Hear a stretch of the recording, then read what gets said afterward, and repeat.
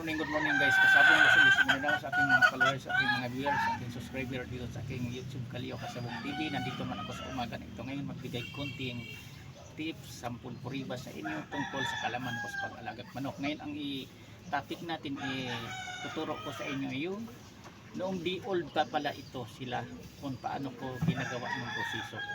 Ang ginagawa ko unang-una, galing sila sa incubator, ilagay natin sa tinawag brooders na may iniilawan natin, kulungan. Halimbawa, parang madali nyo maintindihan mga baguhan pa lang, kulungan. Paikutan natin, babalutin natin ang dyaryo kung anong pwedeng itakip nyo nga hindi makapasok ang hangin. Kapag na may ilaw siya na insang, kailangan din walang hangin na makapasok, hindi malamigan ang ating mga sisiw. Tapos saktinan natin ang dyaryo, tutok talaga ang pag-alaga nito. Tapos pagtingin natin may mga ipot na papalitan natin pagpalit ng dyaryo. Yan ang prosesong ginagawa ko. Kasi dito sa pag-alaga nating sisiyo, doon magkaroon na dahilan mababansot siya kapag hindi natin laging pinapalitan ang dyaryo sa pinya, marumi. Pagkatapos hindi natin siya natakpan, pinaglagyan natin, nahanginan siya, nalamigan, yan ang dahilan na mababansot, sakitin ang ating mga sisiyo. Yan ang proseso ko yang ginagawa. Karamihan din yan, ginagawa din yan sa mga malaking breeder, sa mga malaking farm yan. Sisiyo patutok talaga yan, ang tagabantay, taga-alaga niyan, palit ng dyaryo.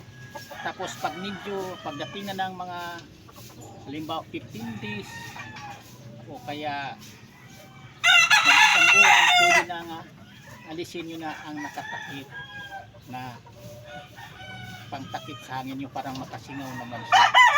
Ganun lang ang proseso niyan sa pag-alaga ng manok. Para sa inyo itong mga baguhan, pero sa mga basihan na alam na nila ang dapat gawin kung anong proseso diyan, kung paano alagaan ang mga di-old mga sisiyo. Kaya kayong mga baguhan pa lang, subaybayan nyo na lang palagi ang ating mga content, ang ating YouTube Kasabong TV. Kasi dito tinuturo ko sa inyo, hindi ko pinagdamot sa inyo, ibinahagi ko dito ang aking kaalaman kung paano ko hialagaan ang aking mga sariling palahi ng manok na hindi magkaroon sakit-sakit, lakihan, hindi nababansot dahil lang sa dahilan na kulang sa pag-alaga.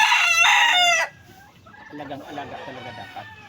Kaya ang mga manok ko, katulad dito, ito siya, pag ganitong edad na, ano na to siya, 9 months, pwede na pang awot, pang binta, pwede na rin i-condition, ihanda para ilaban sa istagan. Kahit pagdating pa ng 8 months, pwede na, 7 months, nasa inyo na yan. Kung may tao kasing naglalaban ng mga bata pa, pero ako hindi ako naglalaban ng mga bata pa dahil marami naman ang mga manok ko.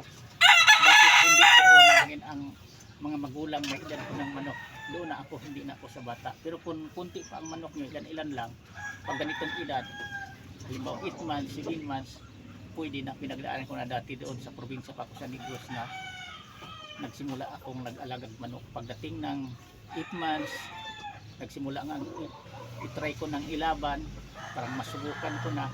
7 months, nimpisahan ko na ilaban ang mga palahi.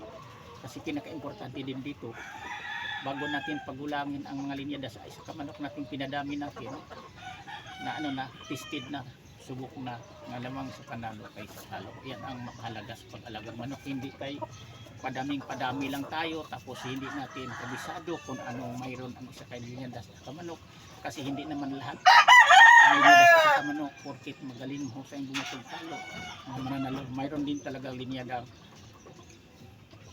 madamo sa panalo, mayroon manok na malapit sa panalo ng linyada. Yan lang, hanggang dito muna po. Uli, ibang topic na paliwanag sa inyo. Thank you sa pagpanood ulit.